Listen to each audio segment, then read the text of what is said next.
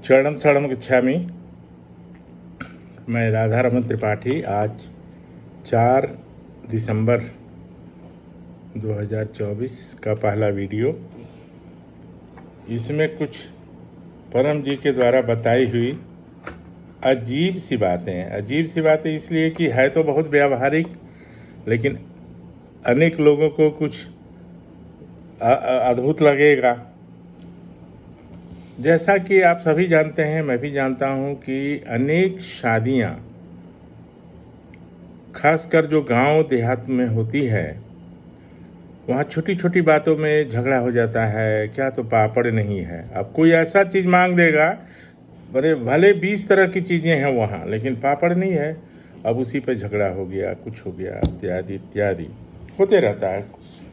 कोई बहाना होना चाहिए।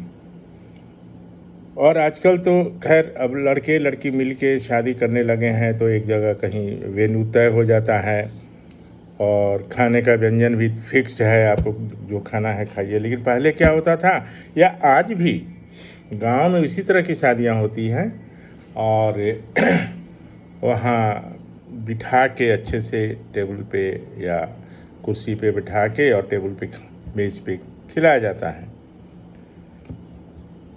तो वहाँ पे ये समस्या ज़्यादा आती रहती थी। तो परम जी ने एक सुझाव दिया कि देखो भाई, मैं तो कोई शादी में जाना अब पसंद नहीं करता। पहले जाता था, कोई इनवाइट करके ले जाता था, लेकिन ये जो झगड़े वगड़े सब हैं, उसकी वजह से मैं अब जाना बंद कर दिया हूँ। तो मेरा एक सुझाव है, परम जी ने कहा मेरा एक सुझाव है, और अगर इसको माना जाए तो 90% जो झगड़े हैं वर वधू पक्ष में खाने पीने को लेकर, वो समस्या ख़त्म हो जाएगी। ज़्यादातर खाने पीने लेकर रही है, किसी को कुछ चाहिए, किसी को कुछ चाहिए। तो भाई मान लीजिए 100 आदमी जा रहा है बारात में, लड़के वाले के तरफ से, वर पक्ष से, तो 100 तरह का भोजन या तो पहले तय कर लिया जाए कि हर व्यक्ति के लिए ये बनेगा, इसके लिए ए के लिए वो बनेगा, बी के लिए ये बनेगा, इत्यादि। और नहीं तो जो कॉमन खाना बनेगा उसी में से खाना पड़ेगा। तो परम जी ने, बोकारो में क्या होता था, शाम को बैठकी होती थी तो तरह तरह के चर्चे हुआ करते थे। तो उसमें क्या है कि उन्होंने एक बात कही कि देखो, मेरा तो ऐसा है कि मान लो 100 व्यक्ति वर पक्ष की तरफ से बारात में जा रहे हैं, तो 100 व्यक्ति अपना टिफ़िन बना लें। जैसे मुझे पसंद है परवल की सब्ज़ी, तो मैं परवल की सब्ज़ी बनवा लूँगा। किसी को कुछ पसंद है, और अपना टिफ़िन लेके अपने बैग में रखिए और लड़की वाले के यहाँ पहुँचिए। उसके 2 फ़ायदे, एक तो लड़की वाले पर उतना बोझ कम हो जाएगा। सुझाव तो बहुत ही अच्छा है, लेकिन आजकल मानने वाला कौन है। लेकिन परम जी की तो जो भी बातें हैं वो बिल्कुल प्रैक्टिकल और कष्ट रहित। और दूसरा कि इस मामले पे झगड़ा नहीं हो सकता कि ये खाना नहीं मिला, वो खाना नहीं मिला, पापड़ नहीं मिला तो चटनी नहीं मिली, क्योंकि आप अपना टिफ़िन निकालिए और अपना टिफ़िन खाइए। तो अभी 1-2 शादियां होने वाली हैं रिश्तेदारी में, और कुछ लोगों को आना जाना भी है। तो एकाएक मुझे अभी ये बात परम जी की याद आई। और शाम को क्या होता था कि परम जी बैठते थे तो कभी कभी तो रात का 2-2 बज जाता था।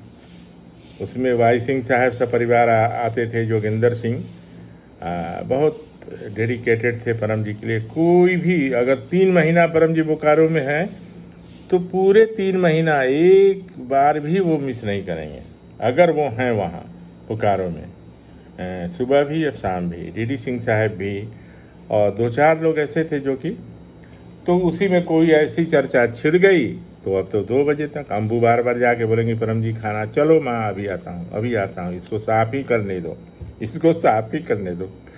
तो उसमें इन सब तरह की बातों का बहुत अच्छा जिक्र भी होता था, वर्णन होता था। और परम जी के द्वारा बाद में मैंने महसूस किया कि ये तो इससे अच्छा तो कुछ हो ही नहीं सकता है।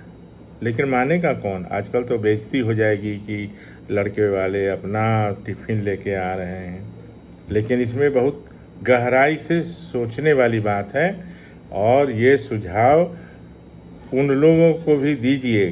शहर में तो आजकल तय हो गया, खाना पीना तय हो गया, मेनू तय हो गया, तो ज़्यादा लफड़ा नहीं है।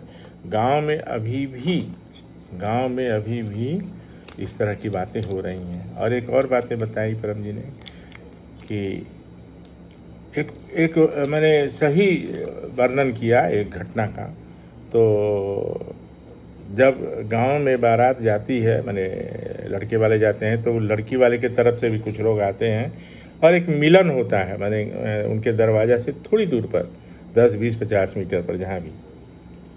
तो किसी बात पर, छोटी सी बात पर किसी को बुरा लग गया और बड़ा भीषण झगड़ा हो गया, लड़की वाले लड़के वाले। अब ये लोग कहे कि बस मुझे कुछ नहीं करना है, बस शादी करनी है और लड़की को लेके विदाई करा के चले जाना है। अब लड़की वाले बहुत परेशान हो गए कि अरे इतना इंतज़ाम, इतना हम लोगों को बुलाए हैं, मेरी बेइज्जती होगी, ये होगा। बहुत मान मनौवल हुआ, लेकिन कोई भी नहीं माना। उसमें एक व्यक्ति इस विद्या को जानते थे, ये पप्र परम योग के बारे में। तो बोले कि रुकिए, तो पानी तक पीने को तैयार नहीं थे। तो उन्होंने क्या किया कि एक बाल्टी में पानी लिया और उसको पप्र कर लिया कि हे परम जी, इसके पीने से इन लोगों का मन शांत हो जाए और हम लोगों की बात माने, ये झगड़ा समाप्त हो जाए और अच्छे से शादी विवाह हो जाए। तो वो भी पानी पीने के लिए तैयार नहीं था, लेकिन किसी को प्यास लगी होगी तो बोला कि यार पानी पीने में क्या है, पानी पी लो। तो एक व्यक्ति पानी पिया तो उसका मन शांत हुआ, ये तो होना ही था। फिर दूसरा पिया, तीसरा पिया, करते करते अनेक लोग पानी पिया। उन्होंने सोचा कि ये तो पानी है, पानी पी लेते हैं, चलो क्या है पानी पीने में। नहीं तो उन लोगों का कहना था कि बस चलिए मंडप में बैठिए, शादी करिए और हम लड़की की विदाई करा के चले जाएंगे, कुछ भी आपके यहाँ खाना पीना इत्यादि कोई कार्यक्रम नहीं होगा। तो ऐसा भी होता है, ये सब जानना चाहिए। कभी कभी छोटी छोटी बातों में झगड़े हो जाते हैं, नॉट ओनली शादी विवाह, और भी अनेक कार्यक्रम में, आयोजन में, है ना। तो ये परम जी ने बताया था और ये शादी से संबंधित था, तो ये भी मैंने आपको बताया। और बस अभी के लिए इतना, फिर मिलते हैं। कल मैं मुंबई पहुंच जाऊंगा और रेगुलर होगा, यहाँ भी रेगुलर ही हो रहा है, यहाँ एज गुड एज मतलब है, पूरा व्यवस्था है यहाँ भी। तो आपसे विदा लेता हूँ, आपका दिन शुभ रहे, परम जी की कृपा बनी रहे और अपना टिफ़िन लेकर बारात में जाने का कोशिश करिए। चरणम शरणम गच्छामि।